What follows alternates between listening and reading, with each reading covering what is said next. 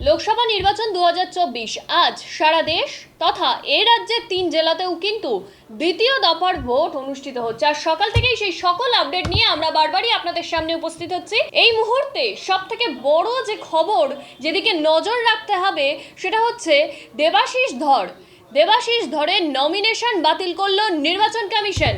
এমনটাই কিন্তু খবর আসছে জাতীয় নির্বাচন কমিশন সূত্রে, এমনটাই খবর আসছে দেবাশিস ধরের নমিনেশন কিন্তু বাতিল করা হয়েছে।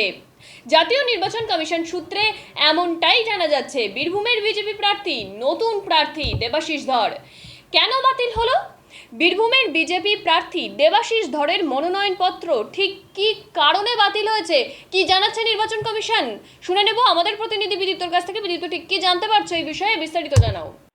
তার সঙ্গে তোমাকে প্রথমেই জানিয়ে রাখবো, দেবাশিস ধরের নমিনেশন বাতিল করলো নির্বাচন কমিশন, এমনটাই কিন্তু আমরা খবর পাচ্ছি জাতীয় নির্বাচন কমিশন সূত্রে। বীরভূমের বিজেপির নতুন প্রার্থী হলেন দেবতনু ভট্টাচার্য। কেন বাতিল হলো বীরভূমের এই প্রাক্তন যিনি আইপিএস কর্তা ছিলেন এই বিজেপি প্রার্থী দেবাশিস ধরের মনোনয়নপত্র, এই নিয়ে কিন্তু বঙ্গ বিজেপির তরফ থেকে কি বলা হচ্ছে এবং বিস্তারিতভাবে কিন্তু একটা জল্পনা ইতিমধ্যে তুঙ্গে উঠেছে। কি জানাচ্ছেন এর পাশাপাশি জাতীয় নির্বাচন কমিশনের তরফ থেকে, তো তোমাকে একটু পুনর্বিশ্লেষণ করে বলি।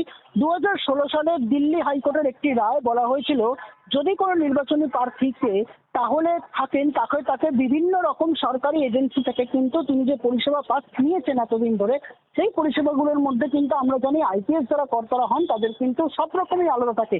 একজন সাধারণ মানুষের মতো কিন্তু তার কোনোদিনও জীবন জীবিকা থাকতে পারেন না। তার গাড়ি তিনি আলাদা ব্যবহার করেন, তার বাড়ি আলাদা হয়, তার বিদ্যুতের বিল আলাদা হয়, তার জল ব্যবস্থা সেটা আলাদা রকম হয়। গত 10 বছরের ক্ষেত্রে এই দেবাশিস ধরের ক্ষেত্রে দেখা যাচ্ছে সেই পরিষেবার জন্য তার কোনো বকেয়া নেই। এই ধরনের নো ডিউজ সার্টিফিকেটের প্রতি এজেন্সি থেকে নিয়ে তাকে মনোনয়নপত্র কিন্তু দাখিল করতে হবে যদি তিনি প্রার্থী হন। যদি তিনি সেটা না করেন তাহলে তার জন্য কিন্তু মনোনয়নটা অনেকটা ভাবেই কিন্তু অনেকটা ত্রুটিপূর্ণ দেখা যাচ্ছে। দেবাশিস ধরের ক্ষেত্রেও ঠিক একই রকম ভাবে এই ত্রুটি রয়েছে বলে তাই তার মনোনয়নপত্র কিন্তু ইতিমধ্যেই বাতিলযোগ্য করলেন নির্বাচন কমিশন, এরকমটাই জানা যাচ্ছে। তবে এর পাশাপাশি দেবাশিস ধরের মনোনয়নপত্র যেহেতু একটি সাবস্টেন্সিয়াল নেচার, অর্থাৎ হচ্ছে উল্লেখযোগ্য প্রকৃতি বলে মনে করছেন ইতিমধ্যে জাতীয় নির্বাচন কমিশন।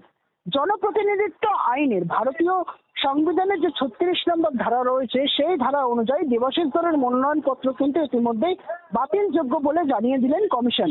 ইতিমধ্যে দেবাশিস ধরের মনোনয়নপত্র যে বাতিল করেছেন, তাহলে সেক্ষেত্রে দাঁড়িয়ে বীরভূমের নতুন বিজেপি প্রার্থী কে হবেন? কারণ বীরভূমেরও কিন্তু ইতিমধ্যে যে লোকসভা ভোট সেটাও কিন্তু বীরভূমও খবরের শিরোনামে হবে। সেখানে কি ধরনের পরিস্থিতি হয়, ভোটের দামাদল কতটা কি সুস্পষ্ট থাকে, এই বিষয় নিয়ে যখন প্রশ্ন উঠছে তখন এমত অবস্থায় কিন্তু দেবাশিস ধরের যে নমিনেশন সেই নমিনেশন কিন্তু বাতিল করলো জাতীয় নির্বাচন কমিশন। এই ক্ষেত্রে যে দেবাশিস ধর বিজেপি প্রার্থী তিনি সেখানে যে ছিলেন তার পরিপ্রেক্ষিতে কিন্তু সেই জায়গাতে নতুন বিজেপি প্রার্থী করা হলো যার নাম কিন্তু দেবতনু ভট্টাচার্য, এমনটাই কিন্তু আমরা নির্বাচন কমিশন সূত্রে খবর পাচ্ছি ইতিমধ্যে। সুমি, ধন্যবাদ বিদীপ্ত, আমাদের সাথে থাকো, পরবর্তী সমস্ত আপডেট তোমার কাছ থেকে নেব।